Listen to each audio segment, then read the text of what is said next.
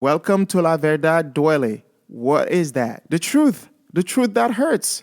Even though we're not intending to hurt anybody's feelings, we know that we may share information that many people have strong opinions on.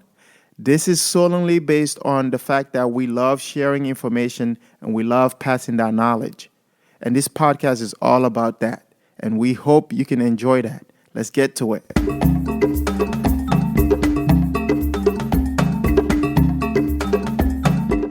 Welcome, Puyaka Puyaka. I'm your host, Tijani Musa.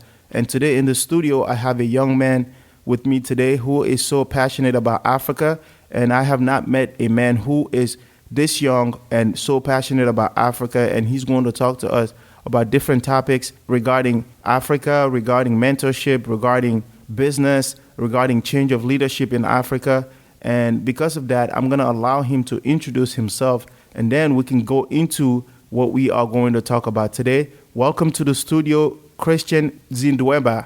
Puyaka, Puyaka. All right. As you can tell, my man is passionate, and so we are going to get into it. Christian, go ahead and tell us who you are and where in Africa are you from? Hello, everyone. My name is Christian Zindwemba, hailing from Burkina Faso, West Africa. I moved to the United States 5 years ago, where I graduated high school with an advanced diploma and international baccalaureate. I'm now a third year student at the George Washington University, studying international business and international affairs. Growing up in Burkina Faso, I always had that desire to help people, but yet I didn't know how can I contribute to my own country.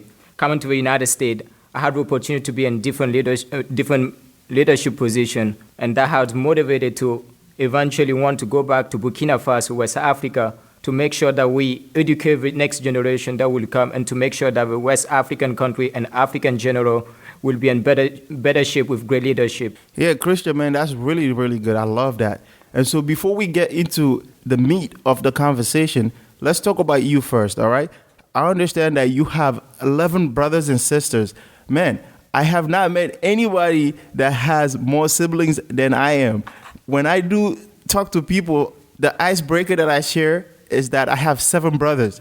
Tell us, you have 11 brothers and sisters. What number are you in that family tree?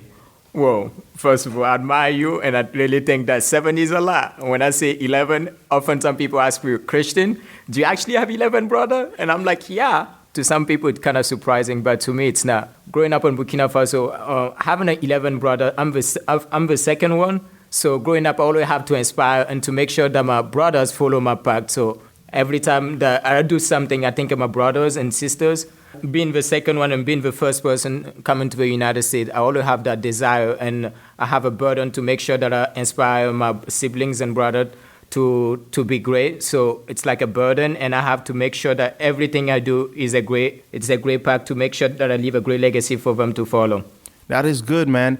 That is one of the things, man, growing up, having that many siblings, and you being the second in the family, that means that you have a lot of younger people that are looking up to you. So your actions matters to them. Everything you do in terms of success or failures can also impact them. How do you feel having that burden as an older brother growing up in the United States away from your family? So yes, first of all, coming to the United States, at first it was very hard. At first I didn't speak that much English. I came to the United States as a 10th grader. So when I came here, I went to Justice High School, which is located in Fort Church. So when I went there first, people actually tell me because I didn't speak that well.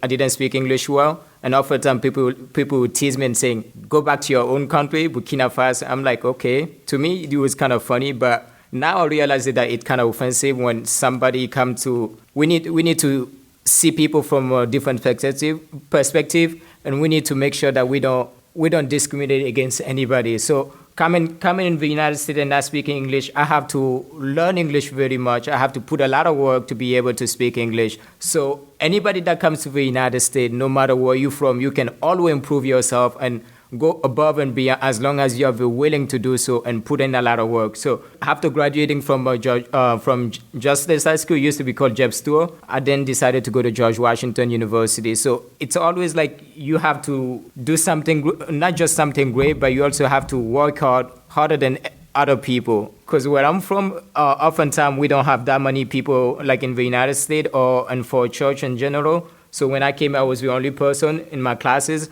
So I always have like to look up for mentorship. So one of the first person that I met was Eric Crouch. When I met Eric Crouch, it was a snow day, and I came to the school. In Burkina Faso, when it's raining, you usually go to school. Yet when I came to the United States, it was snowing during a snow day. Since I didn't have a TV or didn't know that during snow day when you have a lot of snow, there is no school. School usually get canceled. I woke up, took my bus, come to school. When I got there, a man was standing in front of the door. His name was Eric Crouch, and he asked me, "Christian, what's your name? What are you doing here, young man? The school is closed." And I was like, well, I'm here to study, And he asked me, "Well, it's snow, so there is no school." And to me, that was the first thing that I experienced. To me, I never experienced snow, so it was kind of amazing. And he told me that, well, since we first met, he was like, and he asked me, "Who are you?" And I told him my story, and I told him that I want to go to college. And since then, he has kind of motivated me. Anytime that I needed help, I went to him, and he kind of helped me up to get into college. Wow. Christian, man, when you were talking, I'm listening to you, and I'm like, man, me and this kid have so much in common. I remember when I came to the United States in 2005, man, one day I woke up and I wanted to go to the library because I wanted to go continue to learn my English. And so I went to the library. I didn't check the weather because I didn't think about it. I just picked up my sweater, went to the library, and then 2-3 hours later, came out of the library. It was snowing outside. It was pouring. Like when I say snowing, it was hard snow. And then I was like, man. And because I was at the library, I didn't have a car. I took the bus. And for me to come outside the library, I had to wait at the bus stop. So if I leave the bus stop and go back to the library, I'm going to miss the bus. So what I ended up doing is I stood there for a long time waiting for the bus. And because of the snow, the buses were very slow.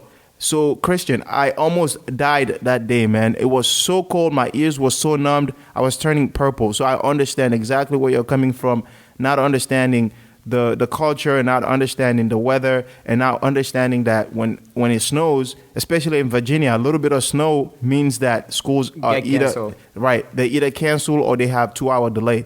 And so I feel you, man. I understand that. And so what's the relationship like with you and that Eric that you met, and how has that progressed over the years? So since our meeting, he kind of introduced me to professors, teachers at Justice High School. So every time I wanted to do something that I didn't know where can I find the resources, I usually went to him.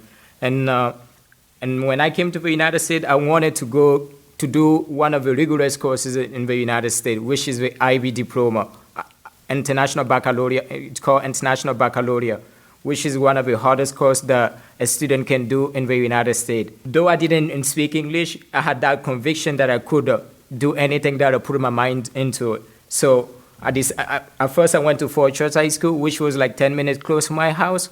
And since Fort Church High School didn't have IB program, I decided to transfer to Justice High School. When I transferred to Justice High Schools, they didn't provide me bus, so I have to wake up early in the morning, took the bus, and walk to school because it's not close to my house. And I did that for so long. So I kind of told him my story, and I told him that I have that desire to go to college, and and because I had that conviction that I can do anything that I wanted, I decided to come to Jeb's store, and I told him that story.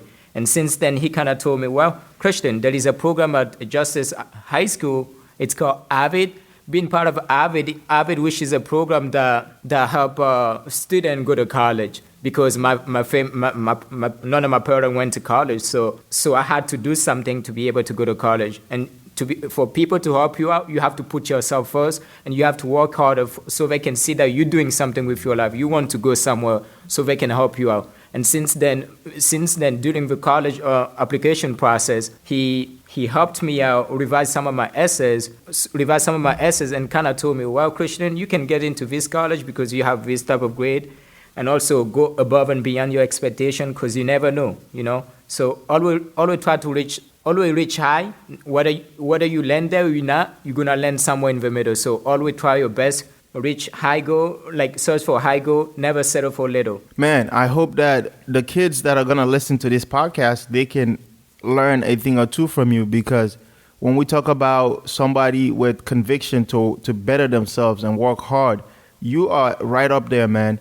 And I appreciate you sharing your story with us and the kind of challenges that you faced, and I know you're continuing to face, but because you're positive about it, you're gonna do great things, man.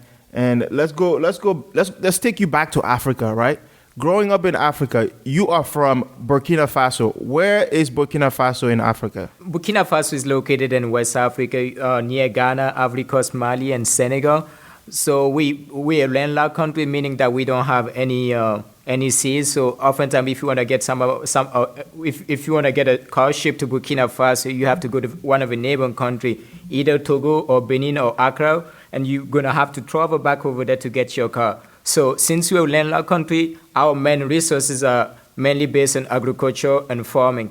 So it's kind of difficult for us because we landlocked country. So our economy depends of trading with other countries, such as with our neighbors, such as Ivory Coast, and other countries such as Benin, Ghana. Wow, Christian. Well, let's talk more about growing up in Africa, because I know I'm from Sierra Leone, West Africa also, and we're our neighboring countries, Guinea and Liberia.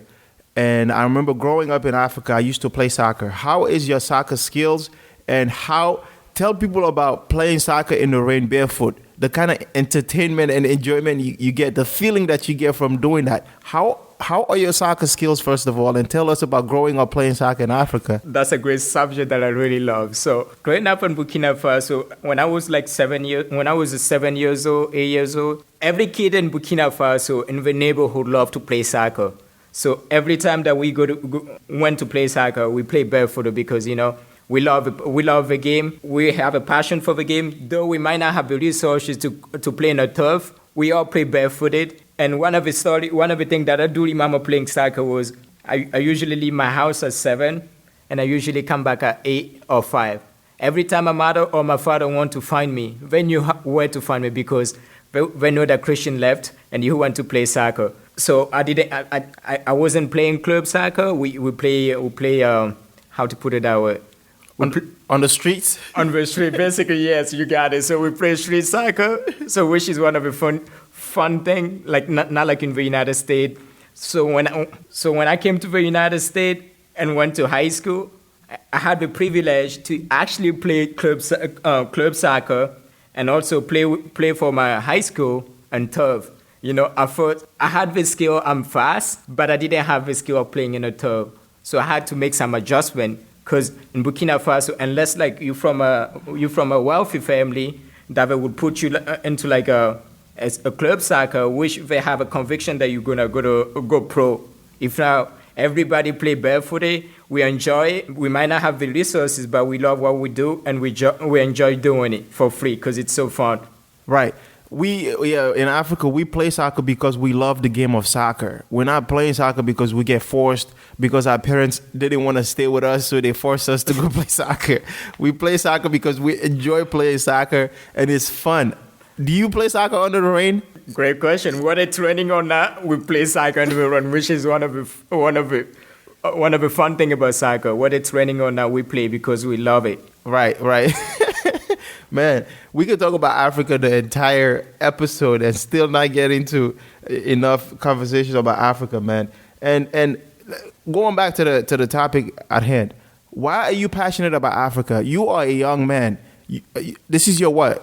You're a sophomore at GW or rising third year? You're a rising junior at GW. Why are you so passionate about Africa? Well, having the opportunity to come to the United States and experience how life really is, oftentimes African people have that perception that the United States is better than African country. Though the United States or European country or any Western country might be better than our country, they have more poverty than African countries. One of the things that I believe is that African countries, oftentimes we do lack of leadership, great leadership that will make our country great. We have the human resources. We have overpopulation of young people in our country, but yet those people some of them have great education, and some of them have the willingness to do great stuff, but yet they do lack of funding. So one of the biggest things in Africa is lack of funding and lack of great leadership to inspire those young people that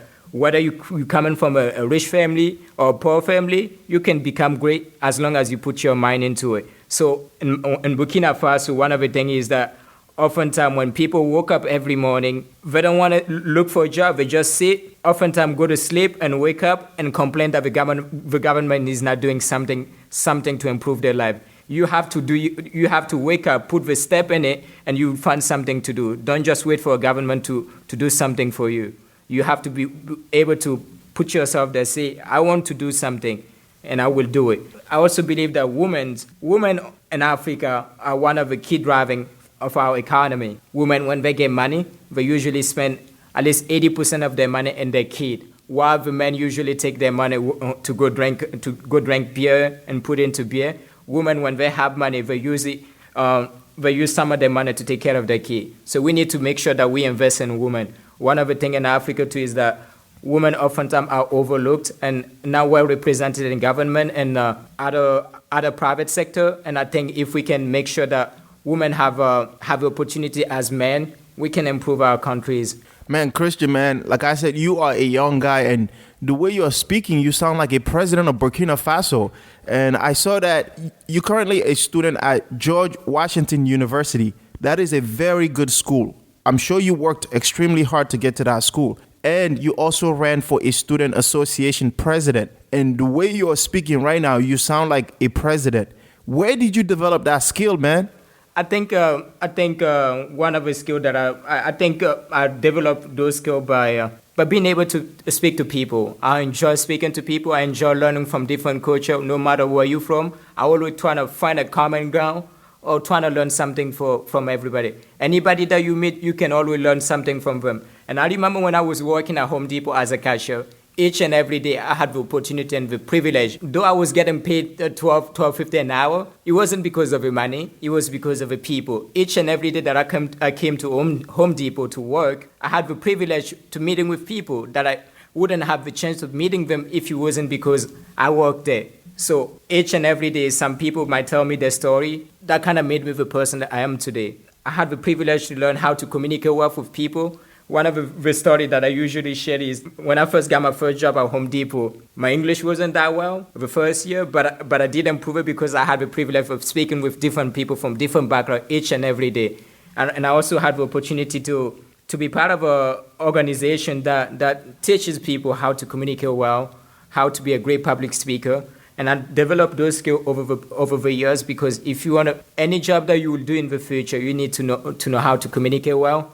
You need to be able to embrace people, learn from different people that you meet each and every day. Yes, that is for sure, man. The way you sound like to me, you sound very humble, and you sound like you are very aware of the privileges that you have. You sound like you are very aware of the blessings that you have.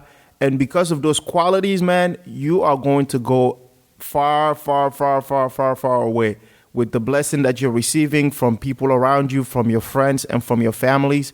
You are going to do amazing things as long as you stay humble and you stay working hard. You are going to go far.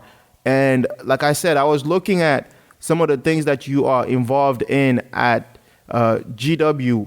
You are a part of many things, man. You are studying international affairs and international business, like you mentioned to us. And you are also part of the African Student Association. You are part of the club soccer. You are on the Dean's Council for Multicultural Recruitment.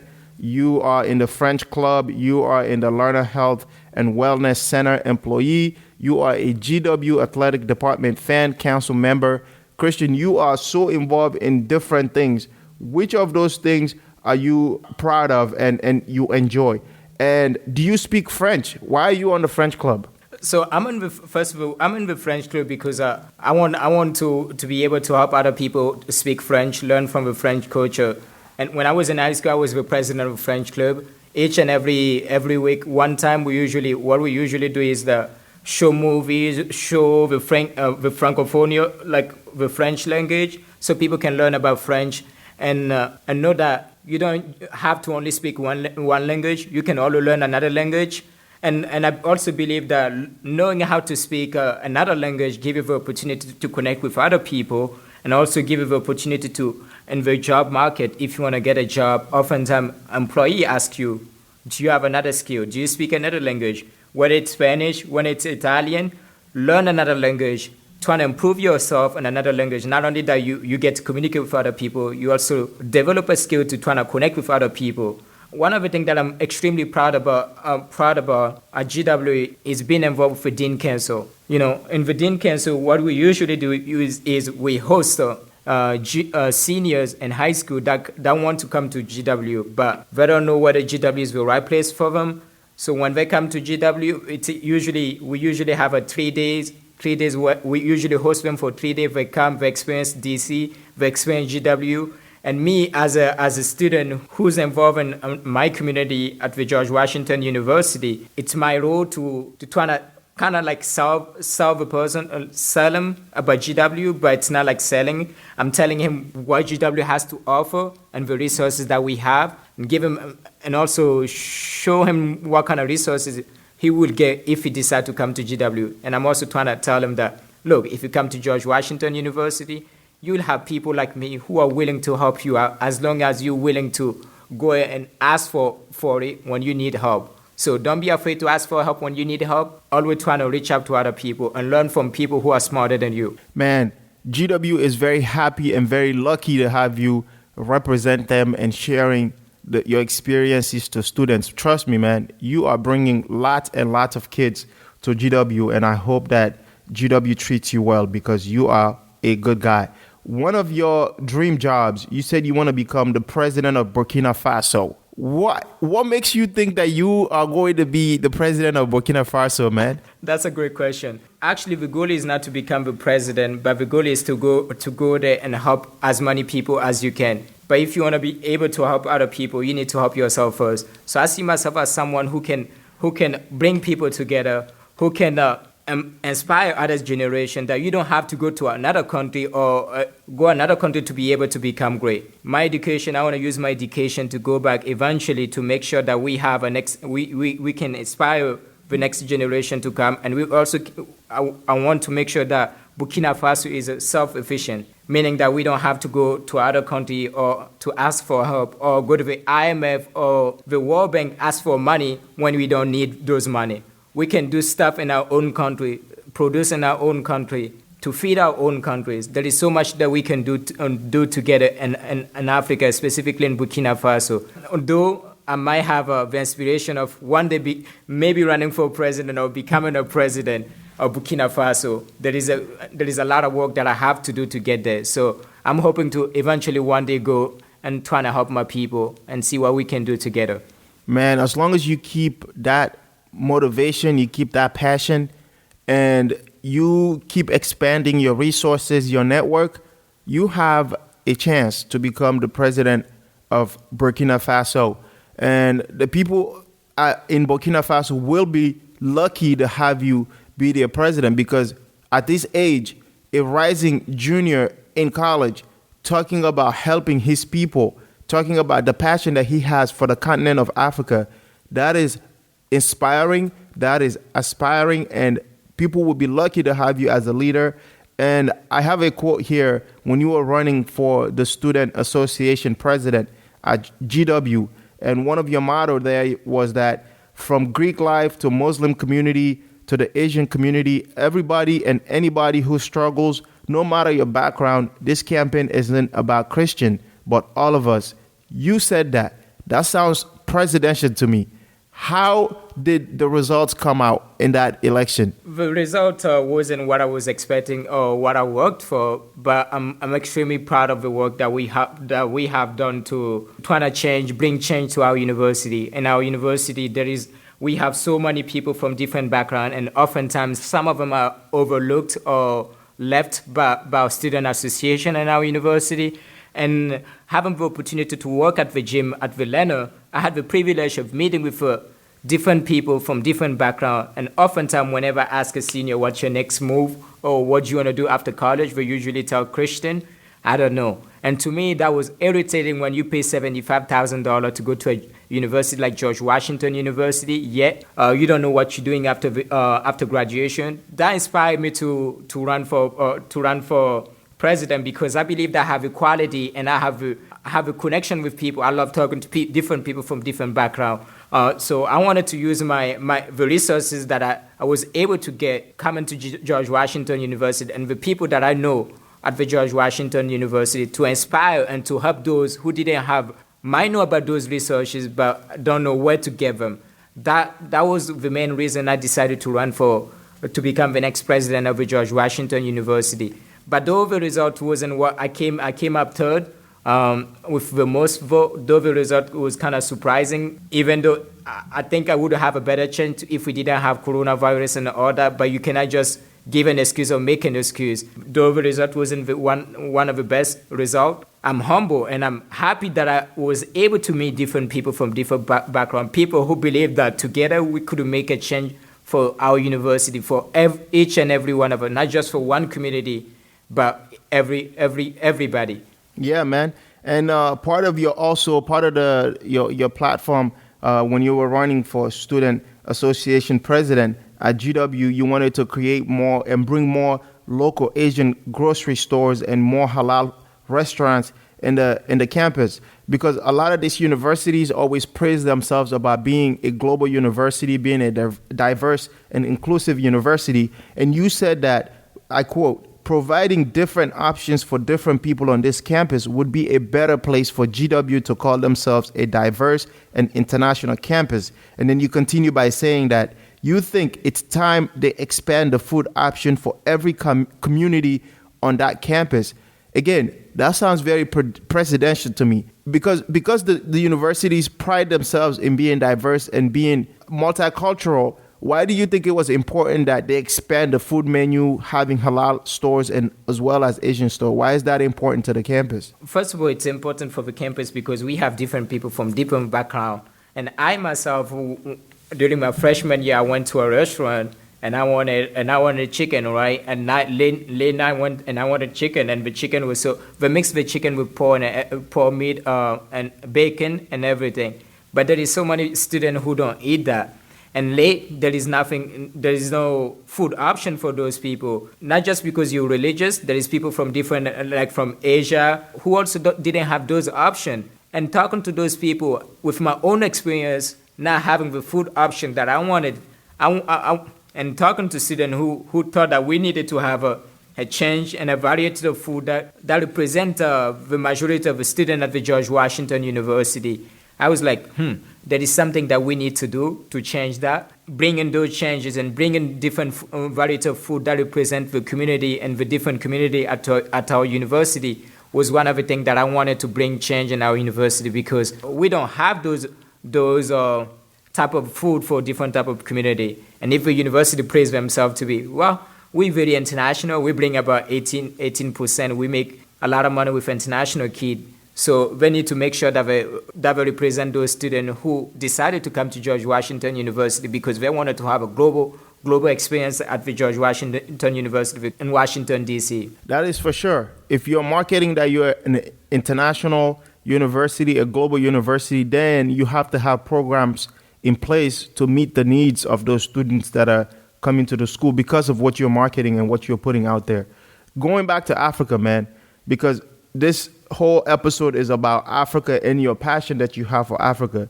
You already mentioned that in order for Africa to grow, we have to think about the resources that we have in Africa, as well as also paying attention to the women of Africa, because they are a vital asset into the next phase of Africa. Africa is not going to be where it needs to be if it neglects women. Having that thought in mind, what are some of your ideas in addition to what you already shared? What are some of the ideas that you have? Because when I talk to people in the diaspora, especially older people that are living abroad in the United States and different parts of the world, they are very stubborn.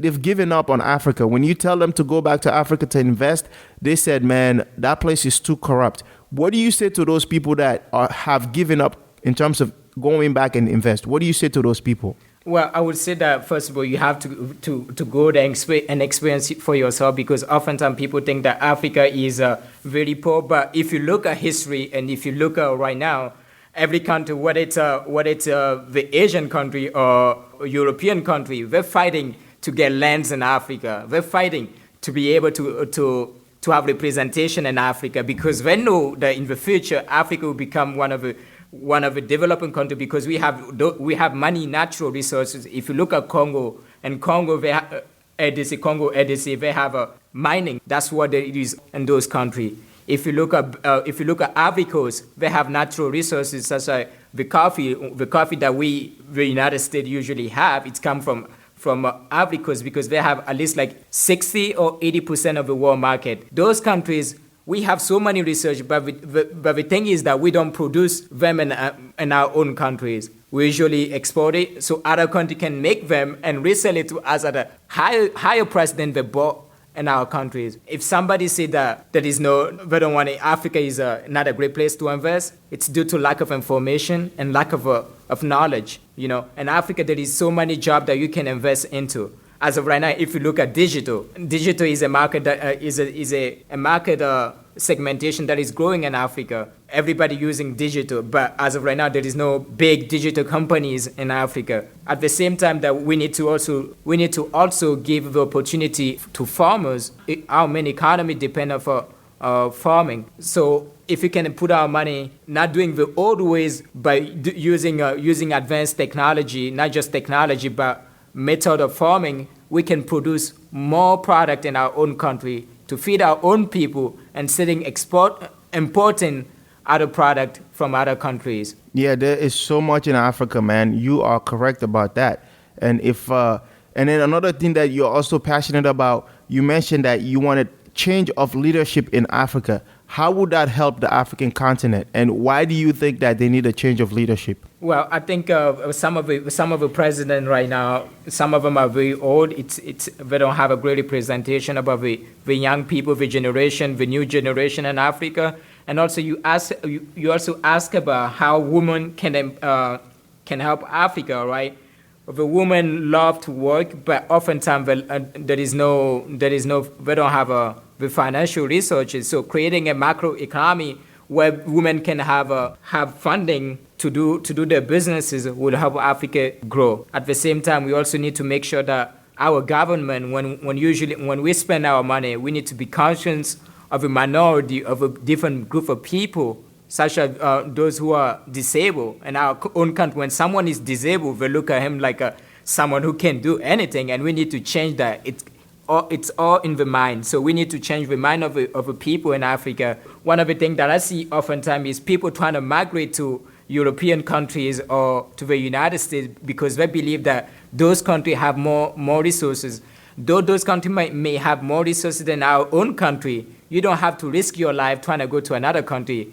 But you need to find solution in your own country because we have those resources. We have everything that you need to make our own country great. And as of right now, Africa has people who became millionaire without going to Europe.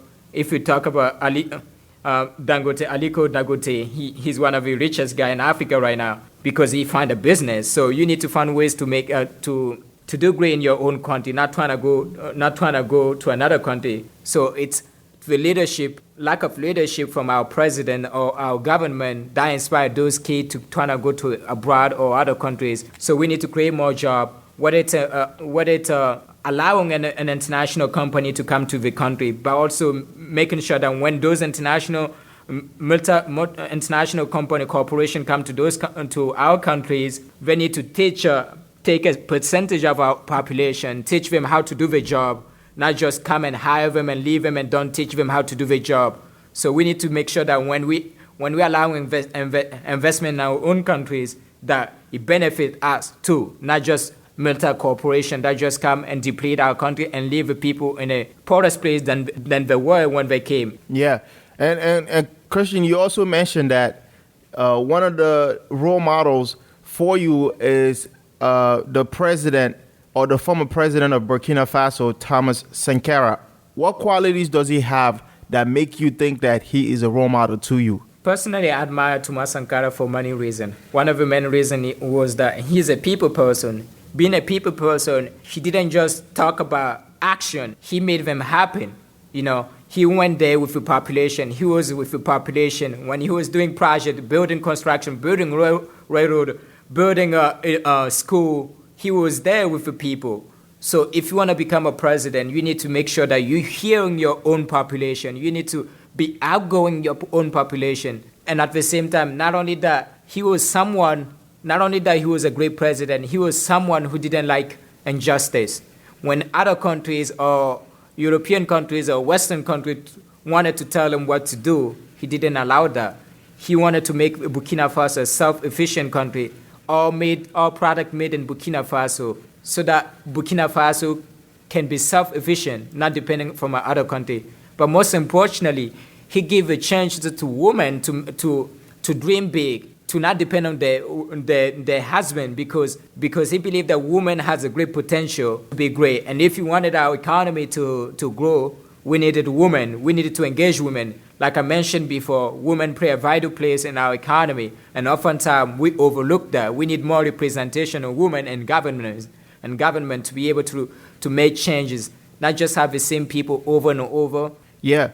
And Christian, another thing that happens in Africa is, or here abroad, for people like us that are in the United States and people abroad, the image that people portray on television, the image that is being portrayed on the media about Africa is a reason why people get discouraged about traveling to Africa. But me and you are from Africa. We know about the resources. We know about the beach, the beautiful sand that we have in the beaches, the beautiful landscape, the beautiful trees, the beautiful waterfalls that we have in Africa. What is your take about people portraying Africa in a negative way? When they show an African kid, they show him or her with flies all over their face. What is your take on that? My take is this: they're trying to portray Africa as a bad continent. So people who want to go there, or anybody who has a heritage in Africa, or anybody who want to go there and experience Africa, don't go. By doing so, not only that, they decrease our investment. Foreign people who wanted to invest in Africa would not want to go. For example, if we take a tourism, in Africa we have so many sites that has a history of people coming to visit. But when you portray those images, it gives people the perception that, I don't want to go to this place. I don't want to get myself killed or something like that, because the media portrays so badly. But yet, oftentimes when I ask an African American or anybody from the United States, what's your thought about Africa? What is an image do you see of Africa? They usually say, well, very poor, people who don't have water to drink. Though we might have those qualities, European country or Western country might be poor, more poor than us, but since they have entrepreneurs or people who makes a lot of money, people think that, and the media portray only those people. They don't see the other side of it. So you need to be able to see both sides of it. So Africa is an emerging country, and if you don't want to miss an opportunity to invest in Africa, and to learn about Africa, to learn the history of Africa, you need to take an action today. And to make sure that you learn, don't base your views on one video or something that the media show you. Do your own research, and you'll find out that Africa is one of the amazing continents in the world. Yeah, that is for sure. The unique aspect about Africa is that we have about 56, 54, 55 countries, and the continent itself is so rich in like resources. It's so rich in like languages and people, the culture. It's so fascinating that if people decide to go there, they will learn so many things about the continent, and this is a great opportunity for businesses. I had another podcast that I discussed when I was talking about Akon and his projects in Africa. He's trying to create or build an Akon city, and he's also working to create cryptocurrency. Akon understands the potential of Africa. That is why he is trying to be in front of it. And so for people to be misinformed about not knowing and just making a judgment on the entire continent of Africa based on a video of people trying to make money about Africa, that's why they're portraying those kids having flies all over their faces, treating them like inhumane because they're trying to get donations from people here in the United States. And so they think that the best way to do that is to portray these young people the way that they are doing. But for people that are smart, that know about business, that know about investments, Africa, like you said, is an emerging economy, emerging continent that have so many resources. And if you are a businessman, it's a great time to be investing in Africa and also putting your resources in Africa. And so the media portrayal of Africa is definitely misinformed because there are so many things that you can see in Africa. And your country being a landlocked country where they don't have seas or access to water transportation and whatnot, what are some of the other challenges that you think Burkina Faso is facing in terms of having people come there for development? Well, as of right now, one of the main things that we having right now is terrorism. You know, oftentimes terrorism. You know, when a country is in a situation of terrorism, it oftentimes makes investor afraid to come to those countries to invest. As of right now, we have so many people has been displaced in their own country due to terrorism, due to people who trying to get our resources. As of right now, we just discovered that we have a lot of mining in our country. So for other countries to be able to get our mining, they have to find a way to make sure that kick people to get their land to be able to export the mining industry. So I think terrorism, when people see terrorism, they think about people coming to kill people without any reason. But this type of terrorism in our country is a targeted terrorism, meaning that people do it because they see a value in it. They see a value in the country itself. So they're killing people, are freeing people to leave their land so they can explore the land to get what they want and to leave the country in the deepest place. Right now is so bad. So to me, right now, I think one of the things that we have is terrorism affecting our country. But I also think that